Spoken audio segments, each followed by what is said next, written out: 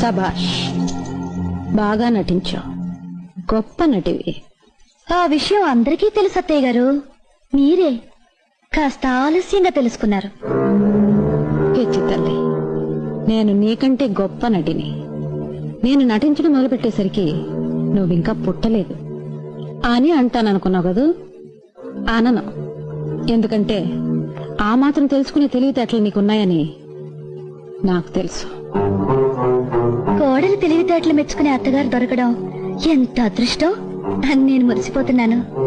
ఇన్నాళ్లకు ఎత్తుకు పైవెత్తు వేసే సమూచి దొరికిందని మీరు మురిసిపోతున్నారు కాదు? ఎత్తెంతో తెలుసుకోకుండా ఎగిరెగిరి పడితే మూతి పళ్ళు రాలిపోతాయి అని నేను చెప్పనమ్మా.